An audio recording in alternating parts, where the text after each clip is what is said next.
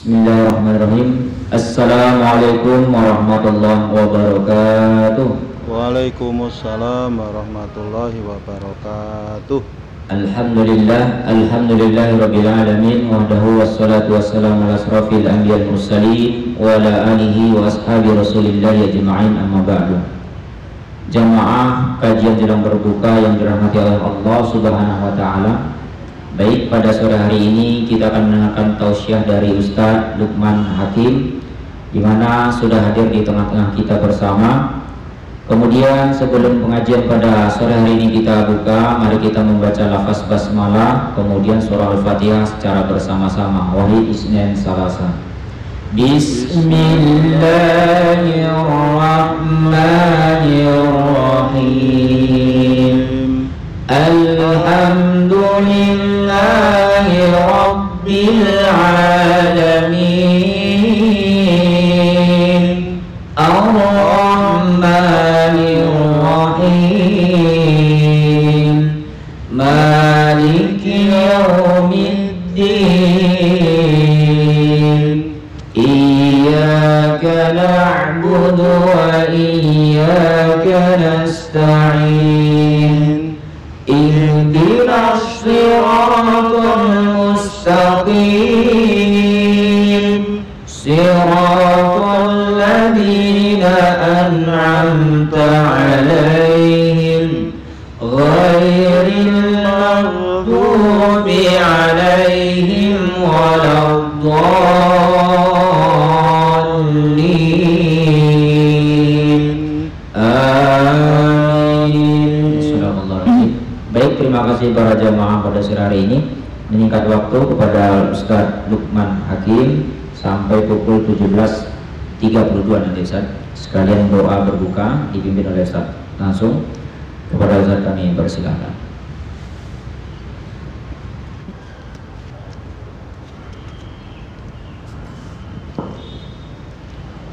Assalamualaikum warahmatullahi wabarakatuh. Waalaikumsalam. Alhamdulillah wa syukru lillah, wassalatu wassalamu ala rasulillah wa ala alihi wa ashabihi wa man tabi'ahu ila yaumil qiyamah, amma ba'du. Bapak, Ibu, jamaah pengajian menjelang berbuka puasa Masjid Malioboro, Komplek DPRD Daerah Istimewa Yogyakarta. Semuanya saja rahimakumullah, yang mudah-mudahan kita selalu dimuliakan, dirahmati dan diberkahi oleh Allah Subhanahu wa ta'ala. Apa kabar jamaah semua? Alhamdulillah baik, sehat. Tema pengajian pada sore hari ini adalah fikih Idul Fitri, karena kita sebentar lagi akan Idul Fitri. Sekarang sudah hari Senin, sebentar lagi kita berbuka puasa. Insya Allah kita tinggal berpuasa pada hari Selasa dan Rabu. Setelah Rabu sudah, kita nggak boleh nambah lagi. Mau nggak mau hari Rabu harus selesai, dan mau nggak mau hari Kamis kita sudah sholat Idul Fitri. Karena apa? Hari Rabu tanggal 12 Mei 2021 kita sudah berpuasa genap 30 hari. Puasa Ramadan atau bulan Ramadan dan bulan-bulan Hijriah itu bilangan harinya hanya sampai 30. Maka insya Allah kita akan segera merayakan Idul Fitri. Idul Fitri itu artinya kembali diperbolehkan makan. Id itu bisa bermakna hari raya, bisa juga bermakna kembali, dari kata ada. Fitri itu dari kata iftar, futur, makan. Jadi Idul Fitri itu hari raya boleh makan kembali setelah kita tidak diperbolehkan pada siang hari Ramadan. Ada yang memberi pengertian kembali kepada kesucian, begitu ya. Kalau kesucian itu mestinya bahasa Arabnya fitrah. Kalau Idul Fitri mau dimaknai kembali kepada kesucian, itu yang tepat Idul Fitrah. Jadi pengertiannya lain. Kalau Idul Fitri itu kembali diperbolehkannya makan pada siang hari karena sudah habis berpuasa selama bulan Ramadan. Kalau Idul Fitrah itu kembali kepada fitrah. Apa fitrah itu? Sifat atau karakter dasar manusia yang bermula dari bayi, tidak punya dosa, sehingga dalam keadaan fitrah atau suci. Pengertiannya tidak usah kita perdebatkan karena waktunya singkat. Maka kita langsung saja ke kajian kita mengenai Idul Fitri. Jamaah sekalian yang dimuliakan Allah, sholat Idul Fitri itu adalah sholat yang tidak pernah ditinggalkan oleh Rasulullah Sallallahu Alaihi Wasallam, sehingga banyak ulama menghukumi bahwa sholat Idul Fitri itu hukumnya wajib. Ada juga yang mengatakan itu tidak wajib tetapi fardu kifayah. Kalau sudah ada yang mengerjakan, maka yang lain tidak terkena kewajiban untuk mengerjakan sholat Idul Fitri. Yang memberi hukum wajib kepada sholat Idul Fitri itu beralasan, yaitu satu, Rasulullah Sallallahu Alaihi Wasallam terus menerus selama hidup beliau itu melaksanakan sholat Idul Fitri dan beliau tidak pernah meninggalkannya.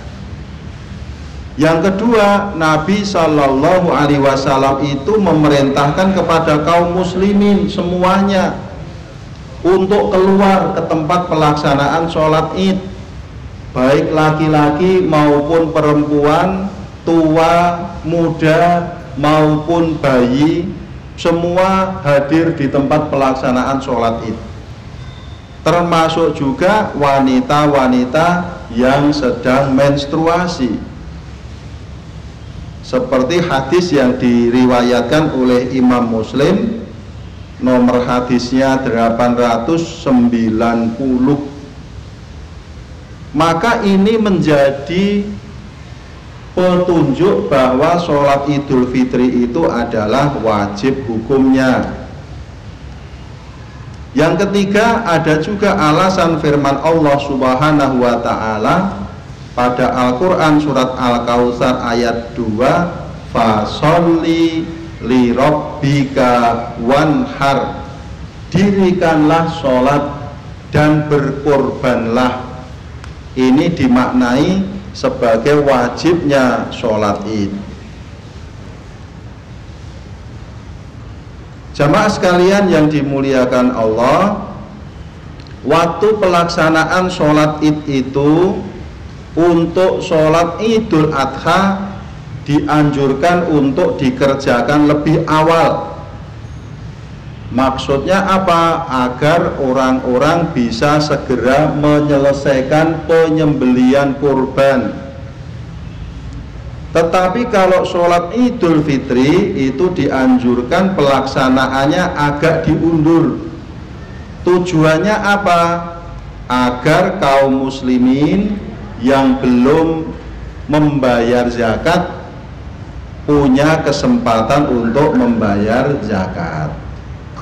Tetapi nanti panitia Idul Fitri di tempat kita sudah sangat bagus mengatur waktunya. Tetapi itu adalah sunnah yang dianjurkan oleh junjungan kita Nabi Agung Muhammad Sallallahu Alaihi Wasallam. Maka nanti insya Allah kita semua yang hadir di sini, laki-laki, perempuan, yang tua, yang muda, yang masih punya anak bayi, hari Kamis tanggal 13 Mei nanti semua akan berbondong-bondong menuju ke tempat pelaksanaan sholat Idul Fitri. Ada yang di masjid, ada yang di lapangan.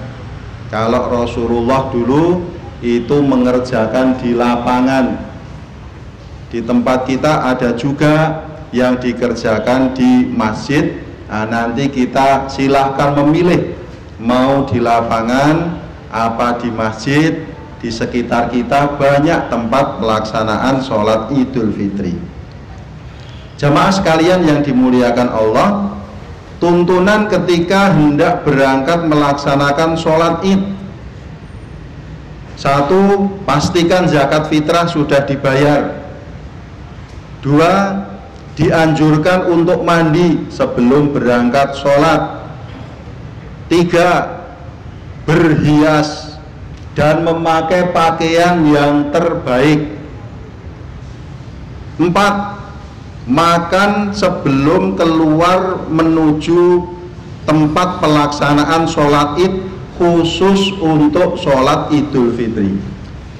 Jadi kalau mau sholat Idul Fitri, kita itu disunahkan untuk makan dulu.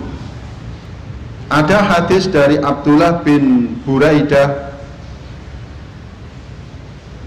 bahwa Rasulullah Shallallahu Alaihi Wasallam biasa berangkat sholat id pada hari Idul Fitri dan beliau makan terlebih dahulu. Sedangkan pada hari Idul Adha beliau tidak makan dulu kecuali setelah pulang dari pelaksanaan sholat id. Jadi kalau nanti Idul Fitri kita makan dulu, itu bukan sekedar karena kita lapar atau pengen makan atau kepengen sarapan, sudah 30 hari enggak sarapan ya. Nah, niatnya bukan itu, tetapi niatnya adalah sunnah dari Rasulullah Sallallahu Alaihi Wasallam. Kemudian yang kelima adalah bertakbir dengan suara jahar, kedengeran, ya enggak harus teriak-teriak ya, suaranya cukup terdengar. Nah, ini adalah tuntunan juga. Nabi Shallallahu Alaihi Wasallam biasa keluar hendak sholat pada hari raya Idul Fitri, beliau bertakbir sampai ke lapangan dan sampai sholat hendak dilaksanakan. Ketika hendak sholat, beliau baru berhenti. Jadi kalau nanti Bapak Ibu dari rumah rengeng-rengeng takbiran, ini juga adalah sunnah dari Rasulullah Muhammad Sallallahu Alaihi Wasallam. Yang keenam, semuanya saja berangkat ke tempat pelaksanaan sholat id, termasuk wanita dan anak-anak kecil, diajak semua. Yang ketujuh, melewati jalan pergi dan pulang yang berbeda. Nah, ini sunahnya, tapi ya nggak harus begitu. Ya, tapi kalau di umpamanya di Masjid Malioboro ini kan otomatis berbeda, karena jalan Malioboro satu arah, sehingga kalau kita kesininya dari utara sudah pasti pulangnya ke selatan ya Bapak Ibu. Nah ini kalau kita ingin mengikuti sunnah Rasulullah, ketika berangkat dan pulang kita menempuh jalan yang berbeda. Yang kedelapan, dianjurkan untuk berjalan kaki. Tentu saja ini bagi yang rumahnya dekat dari tempat pelaksanaan sholat id. Kalau yang jauh ya kemeng nanti ya, bisa-bisa sampai tempat sholat id terlambat atau gembrobios, menggeh-menggeh.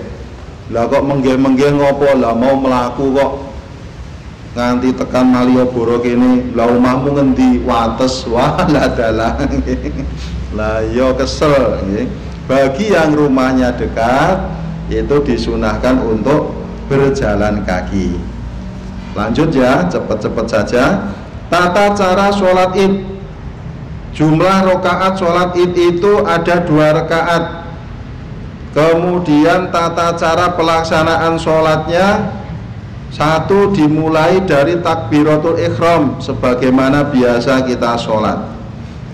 Yang kedua, ada takbir yang namanya takbir zawaid atau takbir tambahan. Setelah takbiratul ihram, pada rakaat pertama ada takbir tambahan sebanyak berapa kali? 7 kali. Pada rakaat kedua ada tambahan takbir berapa kali? 5 kali. Nah itu adalah takbir zawaid. Kemudian di antara takbir-takbir zawaid itu tidak ada bacaan atau zikir tertentu yang dituntunkan, tetapi ada perkataan dari Ibnu Mas'ud, yaitu hendaklah kita memuji Allah atau kita membaca tasbih subhanallah walhamdulillah wala ilaha illallah wallahu akbar Allahumma firli warhamni. Itu bacaan di antara takbir-takbir zawaid tadi. Yang berikutnya adalah membaca Al-Fatihah. Nanti imam akan membaca Al-Fatihah, kemudian makmum mengaminkan, kemudian setelah membaca Al-Fatihah imam membaca surat, makmum nanti sesudah mengaminkan Al-Fatihahnya imam, makmum membaca Al-Fatihah untuk dirinya sendiri. Al-Fatihah selesai, tugas makmum adalah mendengarkan bacaan imam. Kemudian setelah membaca surat itu selesai, melakukan gerakan sholat seperti biasa. Ruku, iktidal, sujud, bangun dari sujud, sujud lagi, berdiri untuk rakaat yang kedua. Kemudian bertakbir ketika bangkit untuk mengerjakan rakaat kedua. Sudah biasa seperti ketika Bapak Ibu sholat. Kemudian ada takbir zawaid lagi sebanyak 5 kali. Kemudian sesudah itu membaca Al-Fatihah, membaca surat sesuai yang dipilih imam, dan kemudian mengerjakan gerakan lainnya sampai dengan salam. Selesai sholat, para jamaah semuanya mendengarkan khutbah. Yang penting diikuti semuanya dengan khusyuk dan penuh keikhlasan. Jamaah sekalian yang dirahmati Allah, yang terpenting dari semangat Idul Fitri itu adalah tekad kita untuk tampil baru. Apa itu? Seperti tujuan puasa, la'allakum tattaqun, agar kalian semuanya menjadi orang yang bertakwa. Maka ada pepatah Arab mengatakan, yang namanya Id itu, yang namanya hari raya itu bukanlah perkara baju baru, tetapi yang namanya Id itu adalah ketakwaan yang bertambah. Mudah-mudahan puasa Ramadan ini mengantarkan kita kepada ketakwaan yang lebih baik kepada Allah Subhanahu wa ta'ala, dan Allah meridhoi ibadah puasa kita. Allahumma amin. Wassalamualaikum warahmatullahi wabarakatuh.